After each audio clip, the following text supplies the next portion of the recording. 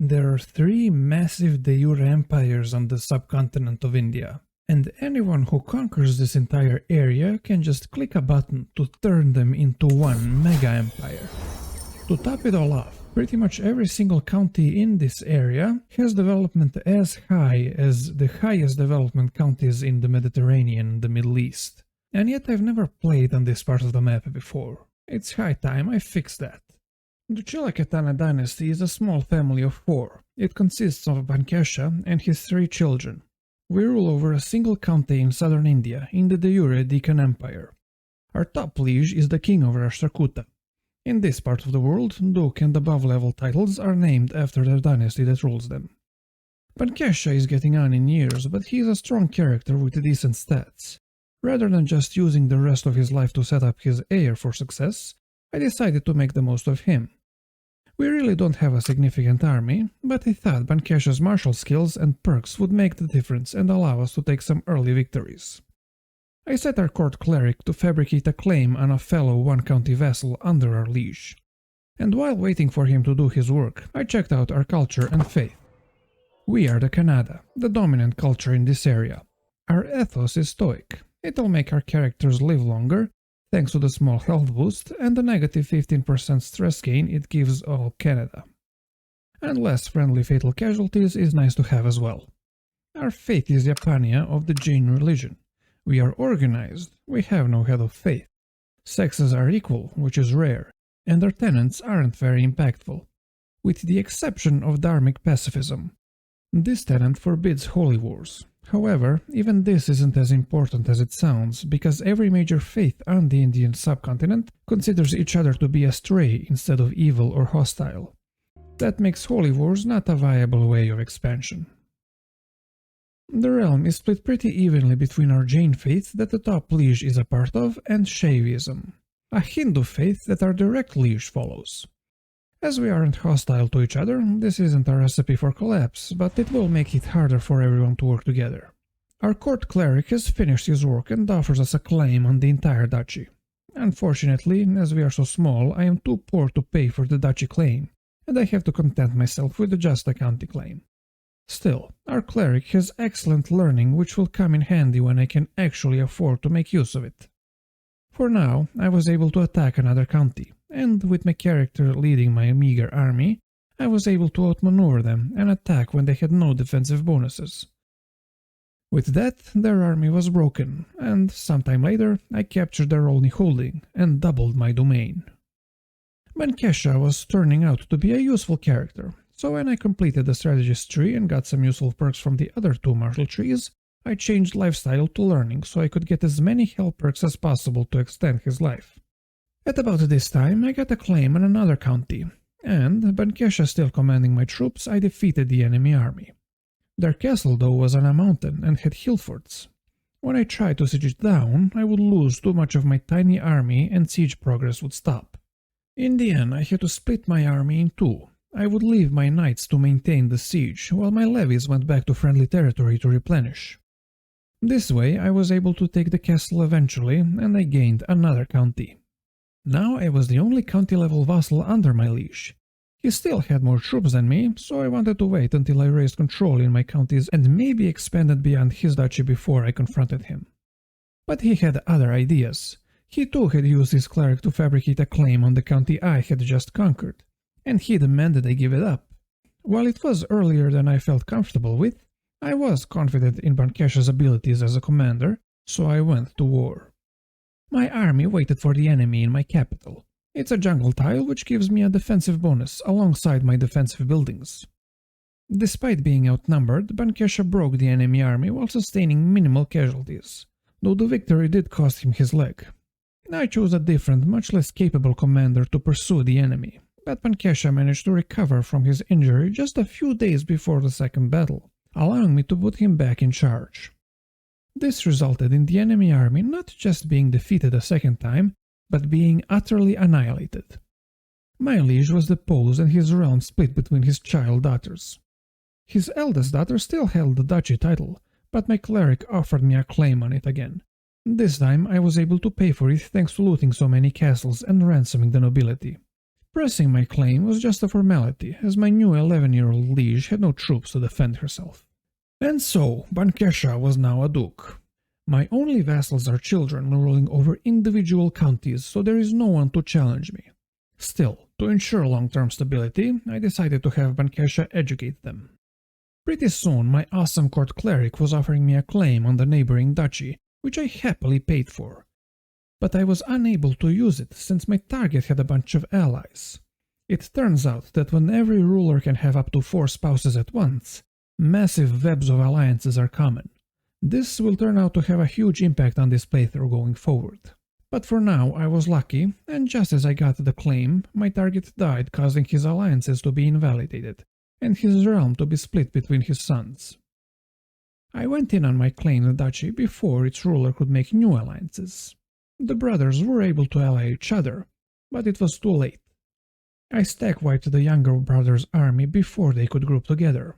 The older brother saw that he couldn't defeat me despite having more troops, so he merely watched as I vassalized his brother.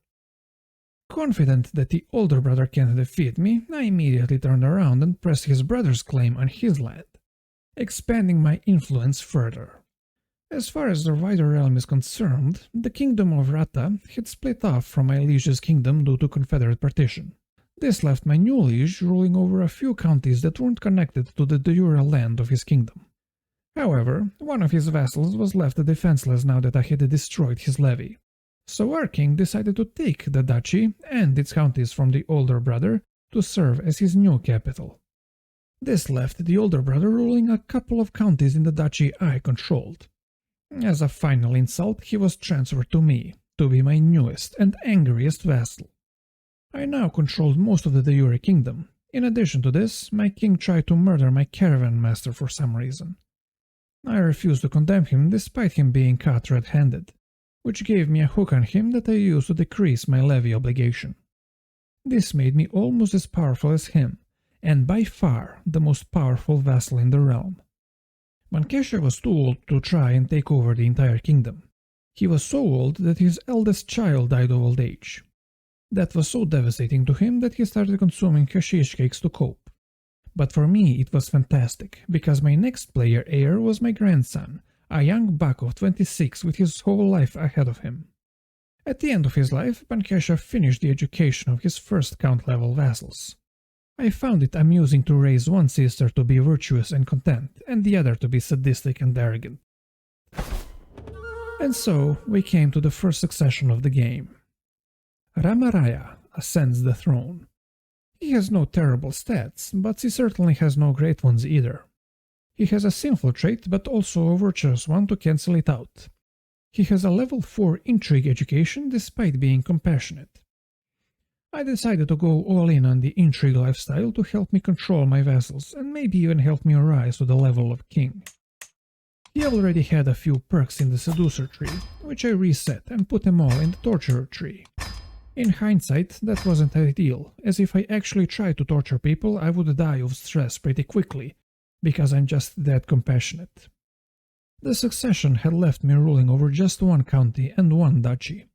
As the sexes are equal in our faith, we had equal inheritance Confederate partition, meaning that every single title that could be shared was distributed to my aunts and uncles. I wasn't in a position to try and take those titles back, so I allied them to stop them from forming factions against me. I even allied my uncle, who inherited Kesha's second duchy, in the hopes that he would help me in the future. I first had to earn that help by putting down a rebellion against him, but that was fine, as looting the rebels' castles and ransoming their nobility filled up my treasury, as my income wasn't great since the succession. As a parting gift from our old, randomly generated 20 learning court cleric who was with us since the start of the game, we got a claim on the duchy of our fellow vassal to the south. He died soon after, but I'm thankful for the boost he gave us in this run. I didn't try and take the duchy immediately. Instead, I went on a couple of pilgrimages.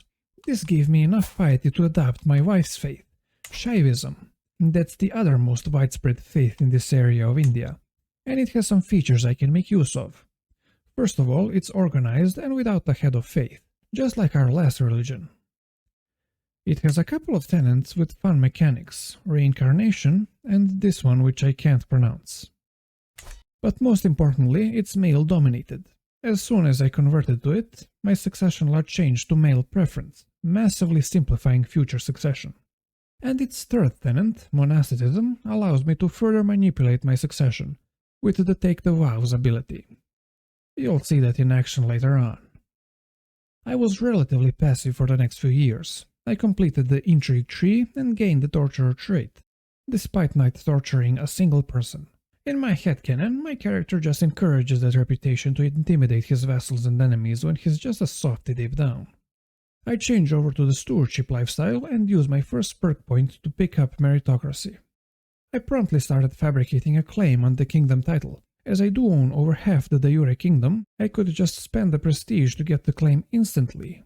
The problem is, being a lowly duke with no money doesn't net you much fame. I spent my time cajoling my vassals and neighbors. Once I was able to peacefully vassalize a county by seducing its ruler. To our south, Anlanka is a kingdom ruled by the Labakana dynasty. They are going to be my bane in this playthrough. You see, their peninsula is incredibly high development, and as a unified kingdom with no bordering rivals, they are quite powerful as they can simply stay in their rich peninsula, growing stronger, while we plebs on the mainland drag each other down. They will prove quite tough to dislodge. My first interaction with them was when they tried expanding onto the mainland, by conquering a neighboring duchy. The duchy in question happened to be allied to me, so I figured I'd go help them out. It was a disaster. My whole army got stag-wiped, and the Labakanans got a foothold in my backyard. While I was recovering from that, I got more bad news. My plot to claim my liege's kingdom was discovered and stopped. My character was suffering from stress. He was already obese and melancholic, and only getting older and less healthy. But I had gathered some prestige, and after going on a hunt with a slay beast intention, I was able to get 500 more points of prestige, allowing me to claim the kingdom. I started a claimant faction. My strength alone was about 75% of my liege's strength. My uncle and ally also supported me, as well as my fellow vassal to the south, who I never conquered despite having a claim on his title. Together, we far outmatched our liege. When I pressed my claim, he didn't even try to fight, and Ramaraya became Maharaja of the Chelatekana kingdom. As Maharaja, I had access to a lot more money, which I used to expand my existing men-at-arms, as well as create some new ones, including the Lenka, unique heavy infantry with more attack and pursuit, as well as a bonus to fighting in jungle. My uncle used the hook he had on me for supporting my faction to decrease his feudal obligations. My friend to the south wasn't so lucky. He was deposed by an internal rebellion, putting his baby daughter in charge. I then used the claim I had on that duchy to strip her of her lands and titles, thereby increasing my own domain. Remembering how I peacefully vassalized that one county, I wondered if I could do the same with the duchies now that I'm a king. I changed my court from warlike to a diplomatic one, which gave me a bonus to peaceful vassalization. By gifting an artifact to the ruler of the Chera duchy, I was able to get him to agree to become my vassal. I was also able to convince a guy who had a claim on Chola Nadu to join my court, allowing me to conquer it in his name and make him my vassal. With the crown secure and the kingdom expanded, Ramaraya I gave up the ghost, and Ramaraya II ascended to the throne. He had better stats than his father, but he wasn't particularly good at anything. He was a misguided warrior and a level 1 diplomatic courtier. These two traits would turn out to be fitting foreshadowing for how his rule is gonna go. But for now, I must make sure he keeps the kingdom. While holding court, I was given an option to disband the Liberty faction in exchange for lowered vassal obligations. That still left the Independence faction, which was led by the Duchy of Chera. I want to ally them to neutralize them as a threat, but the only woman in their family I could possibly marry already had a spouse, who's in my dungeons. Now that she's single, I can ally Chera, and my throne will be secure for now. As my current character's education is in martial, I decided I would be more belligerent with him. I changed my court back to be warlike, I spent some time seducing, swaying, and bribing more people with claims to join my court so I could continue my expansion. But even though I had all the CBs I wanted, 3 factors stopped me from going to war. Lack of money, lack of prestige, and the fact that all my neighbors were allied to each other. Realizing that it would be easier to continue to try and diplomatically vassalize them, I switched back to diplomatic court, changed to the Diplo lifestyle, and started befriending everyone around me. This change of tactics, or rather return to the tactics that worked, went well. I was able to vassalize Pandea to my south. While I was preparing to continue my campaign of aggressive friendship, I decided to sort out my succession. My current heir is not very impressive, while my second son is the opposite, so I went ahead and imprisoned my eldest son with no justification. This gave me some tyranny with my vassals, but I was liked enough that it didn't really matter. I then did a Randall Tarley and presented my son with an ultimatum. Take the vows and take yourself out of the line of succession, or I'll take you out of the line of succession.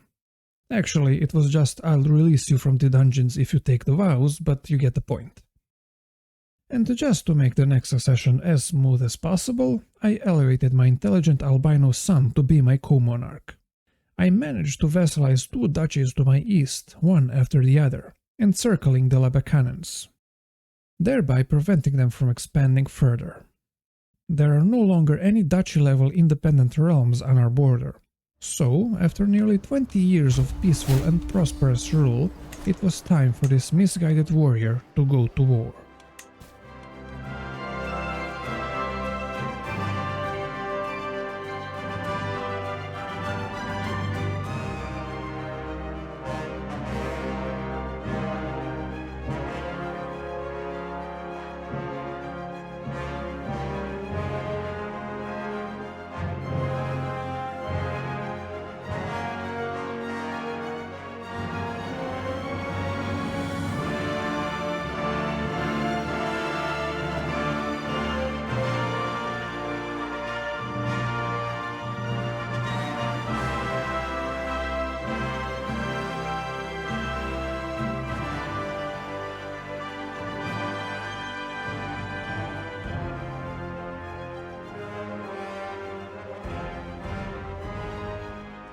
Despite some early difficulties, I was winning the war when my character died and the war was invalidated. The albino took the throne, and being a competent character, I was confident I would be able to continue the expansion. First, I had to reintegrate the lands lost due to Confederate partition. My baby brother wasn't a competent ruler. He hadn't even mastered object permanence yet, so he was fighting a rebellion trying to depose him, and wasn't at all ready for me to march in with my army and take his stuff. To my annoyance, the people that were rebelling against him a moment ago now formed a faction to put him back on the throne, but I shut them up by reducing their obligations. I turned back to Rata, and this time I didn't have any trouble defeating them. I also took a few counties from their allies in the bargain. But then I had to stop and rest as my economy was struggling, and my vassals were angry about all the offensive wars. After a while, my economy started doing better, and I was able to do a grand tour to entrench my rule over my kingdom. I increased my men-at-arms, and I got an alliance with the relatively powerful kingdom of Orissa. I needed a strong ally to break the power of the Labakanans and kick them off the mainland. I even helped Orissa win one of their wars, causing their king to have maximum opinion of me. Just before I went in on the Labakanans, they allied Orissa too. Now, I'm not sure how the AI decides which of their 2 allies they're going to help, but since I had just helped Orissa win a war, and they had 100 opinion of me, I figured that if ever they were gonna help me over someone else, it would be now. I was wrong. Seeing that Orissa betrayed me and were helping the Labakanans, I desperately tried to find allies elsewhere.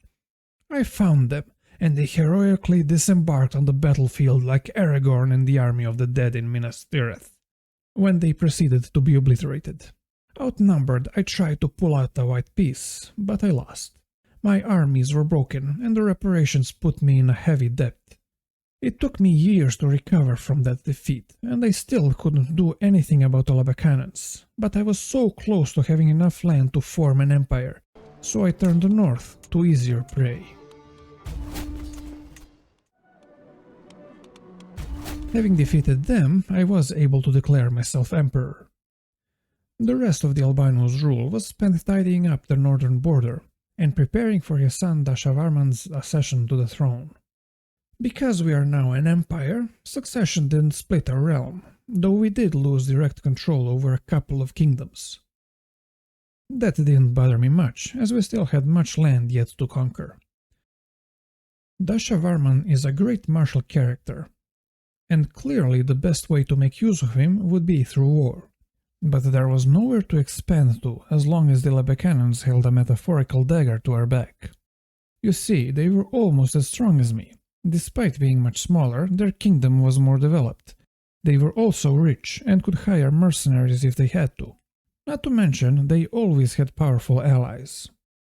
Though we could try and ignore them and simply continue to expand north beyond their de jure territory, if we were ever to weaken, even a little bit, they could attack us, potentially sending us into a spiral of collapse.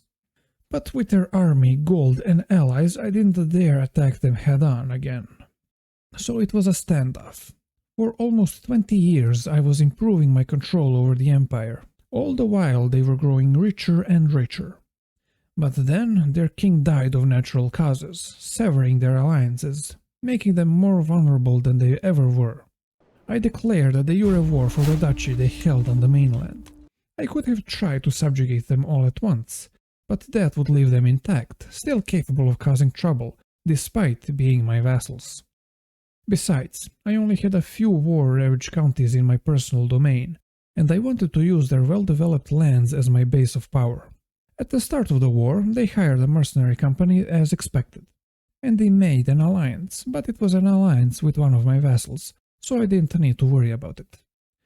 I marched my army straight over the land bridge to siege their capital.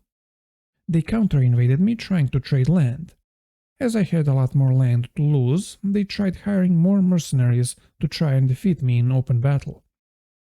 But as I was already at their capital, I was basically spawn camping them, stack wiping them one by one. After how much trouble the Labakanans were in this playthrough, this was very cathartic. When I captured their capital and imprisoned their heir, I could have ended the war, but this wasn't just a war to take some land.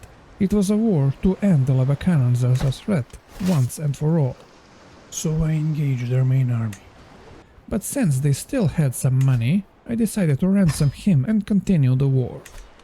They used the last of their gold to hire more mercenaries, and they found an ally outside my empire who was willing to help them.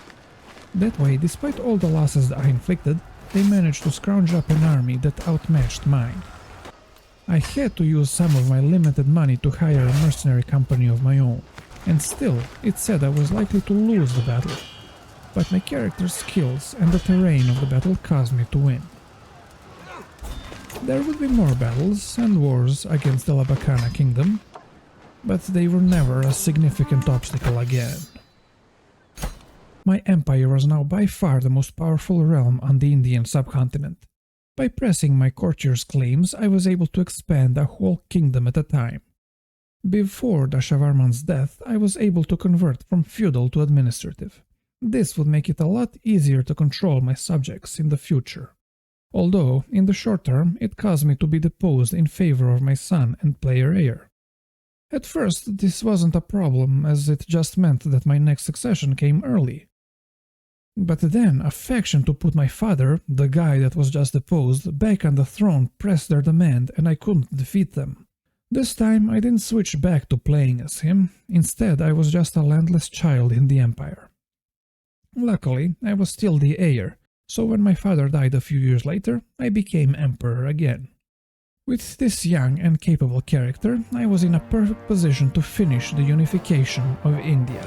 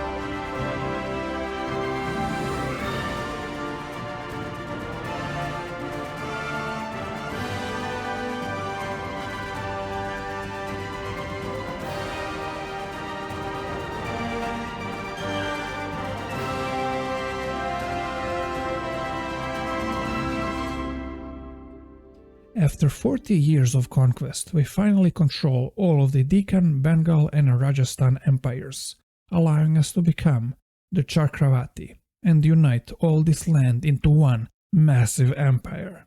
This character lived another 30 years after becoming Emperor of India, during which time I got rid of all the most powerful vassals, so that none of my subjects was higher than a duke. India is by far the largest, strongest and richest empire on the map. With our administrative government type and weak governors, our power is secure. So I'll leave it here. My name is Michael, and it would mean a lot to me if you rated this video. Do subscribe if you want to see more, and I hope you'll join me next time. Goodbye!